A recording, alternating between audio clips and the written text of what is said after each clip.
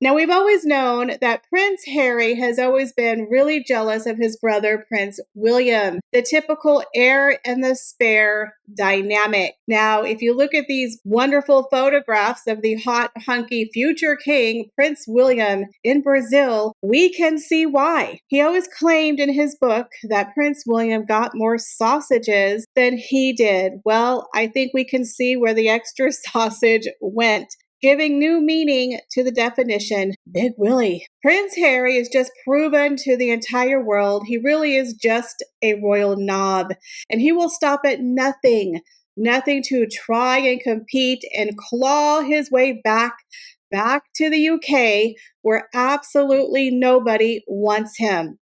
In today's video, we're going to discuss Prince Harry and Meghan Markle's lame, desperate, and very sad attempts to try to upstage Prince William's Earthshot Prize and how they failed miserably. You guys, we have a lot of juicy royal daily tea to get through today, so you know what to do. Sit back and relax. Go grab yourself a beverage and let's get into the royal daily tea.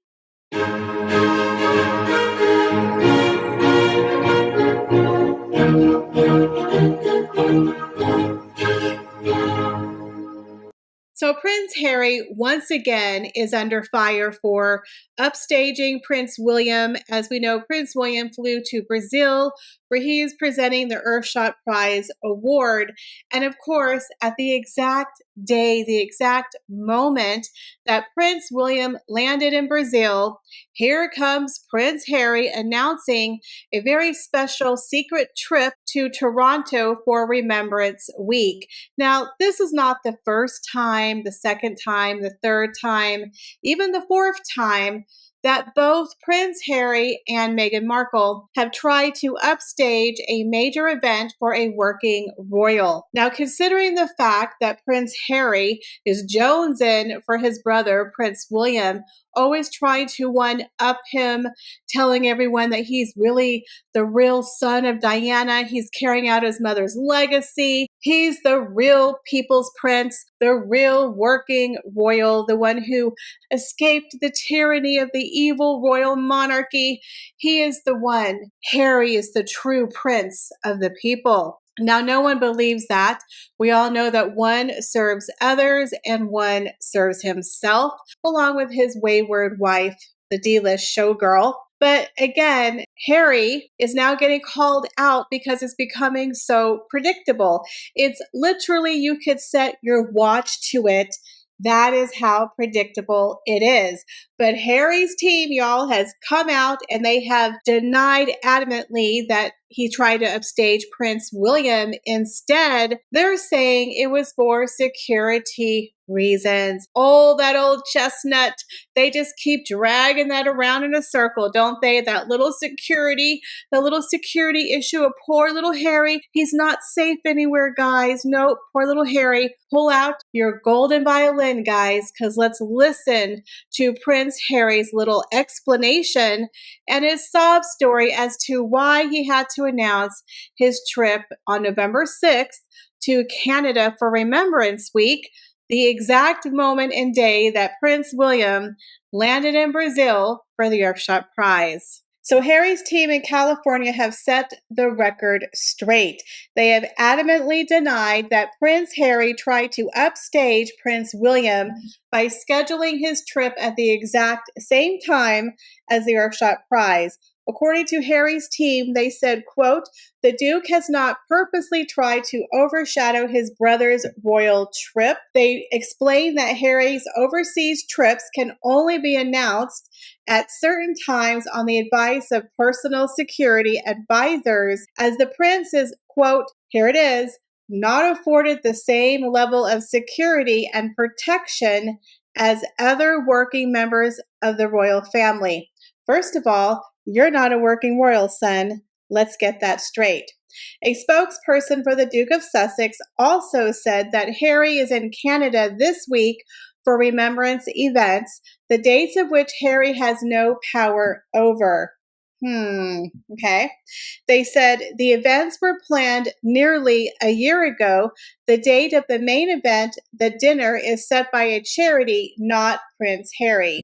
Again, we could give him the benefit of the doubt, but considering it happens over and over and over again, I would say it's not a coinky dink, but that's my opinion. It also went on to say the period of Remembrance Tide traditionally extends from the 1st through the 11th of November and has done so since 1918 for over 100 years. He can't choose to move those dates. Harry's spokesperson continued by saying, "We're always guided as to when we can announce trips like this by the advice given to us by his private security advisors and the events security team. This visit, months in the planning, marks a return to a city that has a special place in the Duke's heart, having played host to the Invictus Games back in 2017. Prince William, of course, has not commented on the clash of his brother's announcement this week. However, one royal expert believes it could cause a further chill in their already icy relationship. So in my personal opinion, again, I don't think it has anything really to do with his security. I think it was a way to stick it to Prince William. Again, the Earthshot Prize dates were also announced a year ago. It's not like he would know to look at the royal diary. It's been on the books for a very long time. And there's rumors that he did promise his father that he wouldn't upstage royal events, but apparently he is not sticking to that agreement. Again, they have until the 11th of November. He could have moved it until later in the week because I am sure that those people there wanted to have Prince Harry there. They might have been accommodating to his schedule if he would have asked. That is my personal opinion. What do you guys think? Leave me your comments, guys, down below. Now, Prince Harry wouldn't be Prince Harry unless he did something over the top and weird and grandiose. Now, the wayward Prince of Montecito is proclaiming his love for being British. He says, "I love banter." Prince Harry pens a remembrance essay on what makes us British and says, "It will always be the country I proudly served and fought for." So let me get this straight. This is the same country that you have accused of wanting to harm your wife and your children, the same country that you can't bring them there unless they have top police security, the one where you're suing the Home Office to get security, and that you want those same taxpayers to pick up your security bill. Okay, now that we have that settled, let's read this I Love Banter essay from Prince Harry, UK's favorite prodigal son. So in an article by the Daily Mail, it says Prince Harry has penned a Remembrance Day essay on the banter and bravery that makes him proud to be British. Again, for the past 7 years, 5.5 years into Megxit, he's only been talking about how horrific the country is and how racist they are and how horribly they treated his wife, Meghan. And again, he can't bring Archie and Lily there because people want to hurt them. But now, apparently, 5 years, half a decade into Megxit, all of a sudden he's feeling very patriotic. It says the Duke of Sussex expressed his pride at the stoic spirit of self-deprivation and humor of us Brits. And said how the UK will always be the country I proudly served. Bunker Harry, despite leaving for the US in 2020. He said the banter of the mess, the clubhouse, the pub, the stands are the things that make us British, and I love it. Okay. He reflected on the privilege of serving alongside soldiers from all four corners of the UK, but warned how easy it is for veterans to be forgotten once the uniform comes off. Prince Harry called on people to remember not only the fallen, but the living who carry the weight of war and urged them to knock on veterans' doors, okay, and join them for a cuppa or a pint Oh, he's sounding very British, isn't he? To hear their stories and remind them their service still matters. Oh, Harry. In a personal 647 word piece titled The Bond, the Banter, the Bravery, What It Means to Be British, it means don't crap on the royal family. That's one of them. By Prince Harry, the Duke acknowledged, although he currently lives in the U.S., Britain is and will always be the country I proudly served and fought for. Well, many people would argue you played video games in a bunker with security, but I digress. He described remembrance as not simply a minute's silence, but a call to collective responsibility. This is from a man who is currently playing Xbox in his underoos, smoking a doobie with Doria in the guest house. But he's going to lecture all of us about a sense of obligation and responsibility. The man who hasn't taken any responsibility for anything that him and his wife have done for the past 5 years. Okay. That's rich. The Duke said at the start of his reflective piece, oh my goodness, we're getting some deep thoughts, y'all. Deep thoughts, big words, y'all, big words from Harry. He said, quote, every November, the world for a moment grows quieter. We pause together to remember. Here is the essay. Remembrance has never been about glorifying war, unless you're talking about your kill count in your book Spare, huh, Harry? It's about recognizing its cost, the lives changed forever, and the lessons paid for through unimaginable sacrifice. Again, from Bunker Harry. It's also about honoring those who, knowing that cost, still choose to serve. Writing of the resilience and the fierce determination of the Ukrainians he met while visiting the war-torn country in September, Harry added, there is a similar stoic spirit of self-deprivation and humor in Ukrainians that I recognize more than any other in us Brits. Again, trying to get some browning points, in my opinion. Though currently I may live in the United States, Britain is always and will be the country I proudly served and fought for. I wonder how the veterans in the UK feel about Harry. The banter of the mess, the clubhouse, the pub, the stands, ridiculous as it sounds, these are the things that make us British.